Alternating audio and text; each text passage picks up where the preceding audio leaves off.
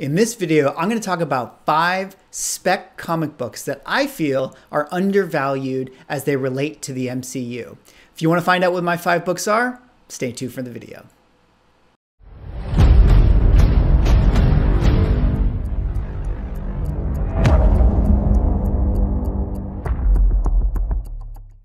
Ladies and gentlemen, welcome back to another video with Swaggle where I talk all things gaming, comics, and pop culture. In this video, I wanted to take a look at 5 comic books that I feel like are, speculation so that, people are talking about them, but I feel are still undervalued given what the fair market value is for them, how they've been selling, etc. These issues are, in no real particular order, although I did kind of go from, cheaper to more expensive. But again, I think all of these comics are generally undervalued and I think have a lot of potential. So let's get into my number 5 pick, which is Eternals number 3. Now, what is the significance of this book? If you guys don't know, this is the first appearance of the character Sersi. Now, we all know that Eternals as a movie is coming out, and it's been confirmed that Gemma Chan is going to be playing Sersi. And Eternals number 1 seems to be the comic that has generated the most buzz, the most heat, etc. But what I think is interesting about this one is this is the first appearance of Sersi, and of all the Eternals characters, Sersi seems like she became the most famous or popular within the Avengers comics and everything preceding it. So I think that could be true of the MCU too. I think she has the most potential to stand out as the star character within the group of Eternals. And her first appearance is in this, issue number 3. Now, if we look at the numbers here, this comic book, as you can see on this, I'm using Go Collect, which is, the trending selling comic books and where they are. This issue is currently slated at number 237. It is down 140 spots, which, it makes sense that at some point this book had, a lot of heat to it because, everyone knows the Eternals movie's coming out. Everyone's excited about that. But when you go to the actual sales, when I go to eBay and I look at what this book is doing on the market, you can see that this thing has really cooled off, and people aren't speccing on this the same way they're speccing on Eternals number 1.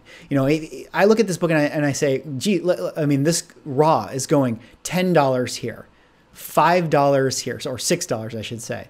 Half price or slash price from $14, $19. And then, looking at the CGC numbers, if we go into, what is a 9.2, granted, this one is holding its value a little bit. But generally speaking, when I look at the raw numbers of what this is going for, $35, I think there are really good deals that you can find for this book. And I think that, generally speaking, I think Sersi is going to be the breakout star of the Eternals crew. I really do, or at least I think the MCU will put a lot of emphasis on her. And if we're gonna kind of do a comparable, why I think this book has a lot of growth, if we take a group like the Guardians of the Galaxy, who are some of the breakout stars from that comic? We look at, or that MCU film, we look at Rocket Raccoon and his book, the Hulk 271, I believe it is. Like, that book has absolutely exploded. And I think that this comic here, Eternals 3, has sort of the same growth potential as a comic like Hulk 271. Granted, I think the Marvel premiere that is the first Guardians of the Galaxy will still be like kind of the main book, and likewise, I think Eternals 1 will still maybe be the main book of the market. But I think this particular one is undervalued and has a lot of growth potential. All right, going on to my number 2 book is Iron Man 54. Now, for those who don't know, this is the first appearance of Moondragon. And Moondragon is the daughter of Drax. As we know from Guardians of the Galaxy, Drax is played by Dave Bautista. And at a certain point, this comic definitely had a lot of heat to it. But if I look at the numbers here, this is, you know, as of this recording, it's currently number 214, and it has been picking up quite a bit. I mean, look at that. It's gone up 785 slots. So this is something that is definitely heating up, but I still see it as being undervalued, because when I go over to the eBay sales, you look at this book, and this, you know, compared to some of the CGC numbers and fair market value estimates, this book is way under. You're seeing copies here that, you know, can sell for $27, $53, things like that. And so I think that this also, kind of like the Rocket Raccoon book, has a lot of potential to grow. Moondragon is an awesome character. This is a cool book that comes from, you know, it's Iron Man 54, right before first appearance of Thanos. So I think that this comic has a lot of growth potential, for the reasons I stated in my comparable to the Rocket Raccoon book. You know, and if Moondragon, who is currently speculated to maybe make an appearance in Guardians 3, does play a role in the MCU, I think that she will be a character that is definitely one to stay in the MCU for a long time, and I think that this and could be a fan favorite. So that is my number 4 book. All right, moving on. Number 3, and this is Journey into Mystery number 103, the first appearance of Enchantress and Executioner.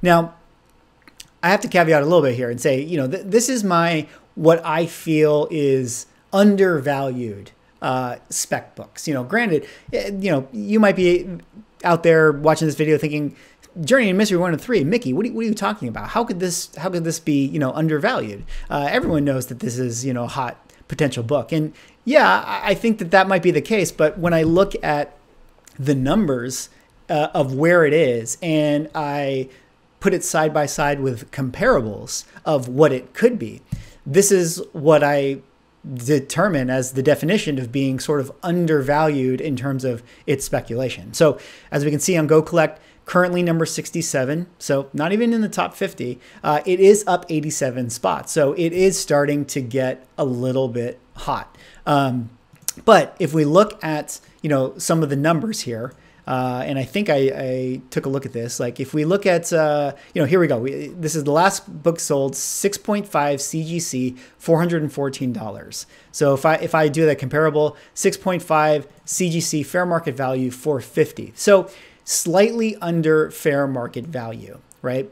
If I go down here to the 5.0, 355, 5.0, 300. All right, that one's a little bit higher, but here's another 6.5 for 393. So again, undervalue.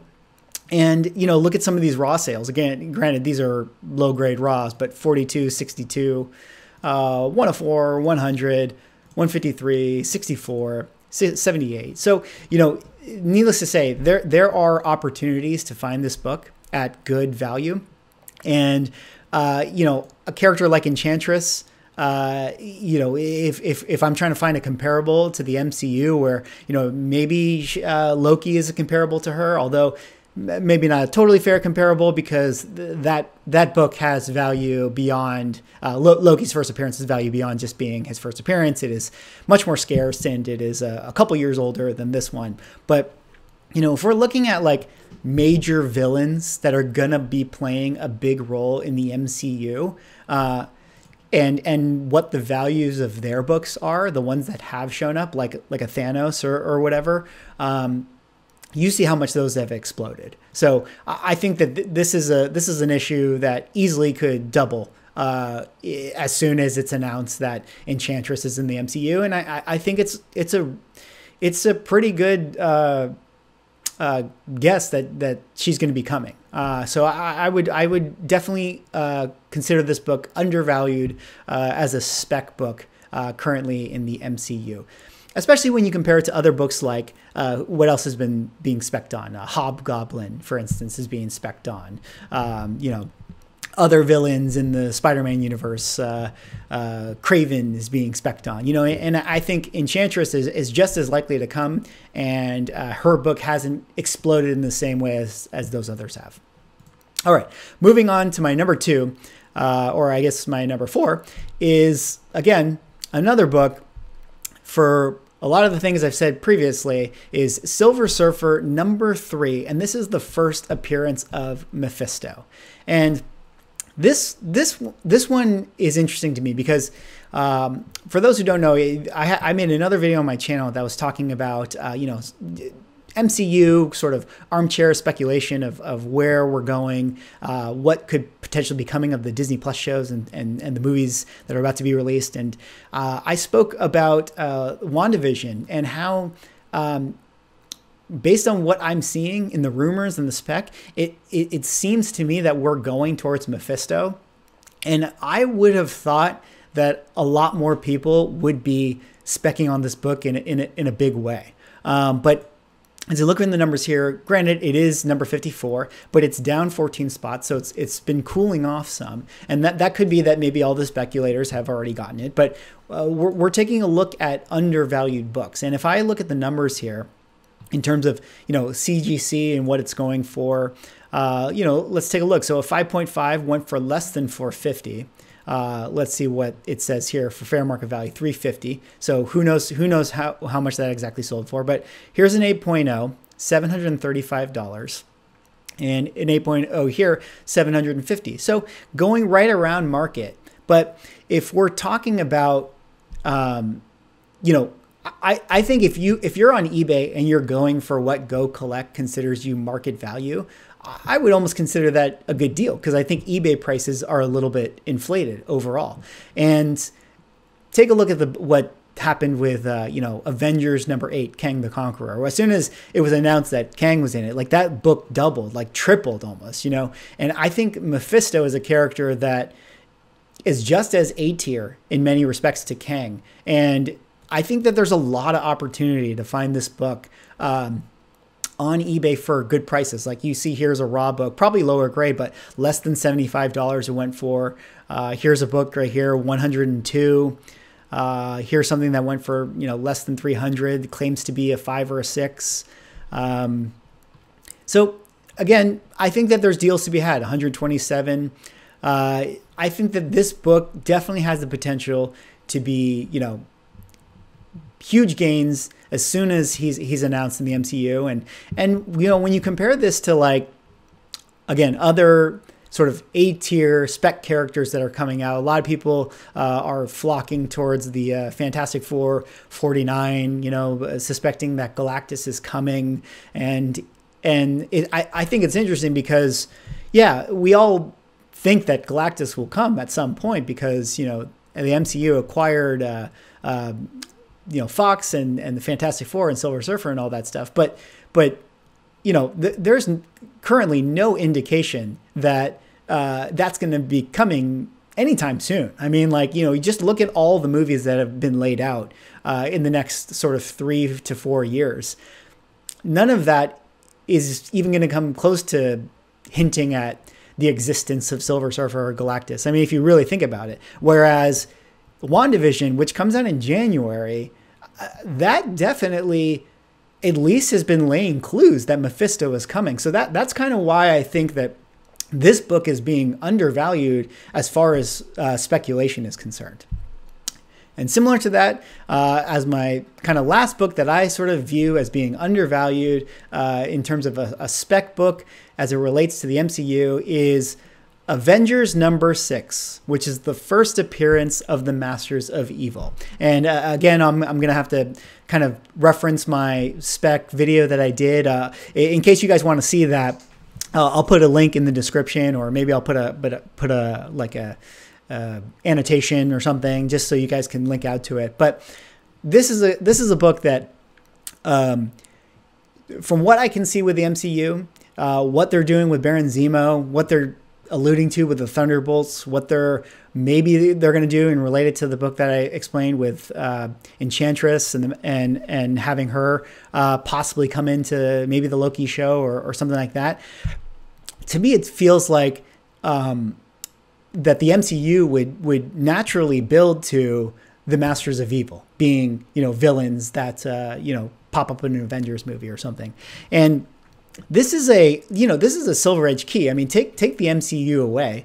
This is a classic book. It's an early Avengers, first appearance of, Zemo within modern comics and the original Zemo and the Masters of Evil, the team that rivals the Avengers. And when I look at what this book has been doing in terms of the market, it's currently 117. It's up slightly by 10 spots. So it's always been sort of hovering outside of the top 100.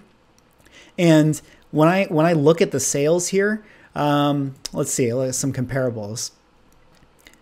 So I think CGC numbers have been holding for the most part. 7.5, 45, up here 7.5 is a 400. So, a little bit above average right there. But when we look at the raw books that have been selling, and most recently, look at this one. This is a low grade for $51. Here's something that sold less than $250. I think this. I took a look at this myself. This is a pretty decent, solid copy. Here's a 7.5 that sold for less than $400, which is less than market value. Here's another 1.8, $54. 7.0, $350. Right, so 7.0, $350, right at market. Here's another solid book that sold less than, maybe they accepted 110 or something like that. Here's a 170, claims to be a 7, so that could have been a really good deal. So again, I think that this is a book that is definitely undervalued as a spec book. Granted, it's not that it's like, pennies or anything, it's not cheap, none of these are, I would say, like super cheap, like a, Mephisto or Enchantress or this, but as far as where they are now to where I think they could be, look at again, I point to the Kang book, Avengers 8, it was like $200 for like a lower grade. And then instantly overnight, when he was announced that Jonathan Majors might be playing him, the book doubled, like went to $400, instantly. The high-end sales broke records and stuff like that. So I think based on what we're seeing with the MCU, how Zemo's going to play a role, how the Thunderbolt's going to play a role, maybe Enchantress is coming. If they build to the Masters of Evil, I think that this book is going to explode in the same way that the Kang book did. So anyways, those are my 5 picks as to what I feel are sort of kind of undervalued speculation books that have a lot of growth potential. So that's it for this video. But, let me know, guys, what do you think of my 5 choices? Do you think they were good? Do you think I know what I'm talking about? Do you think I'm totally out of line? Or do you think that I just picked the 5 sort of worst kept secrets there are in comic book speculation? Of course, obviously, Mickey, Mephisto is a hot book and, Enchantress is a hot book. I don't know. Those are just the things that I've seen. So, and let me know too, if you guys have, spec books that you think, could be interesting, undervalued ones. I'd love to know, because obviously, I'm a collector myself. But that's it for the video. Hope you guys enjoyed it, and I will see you in the next one.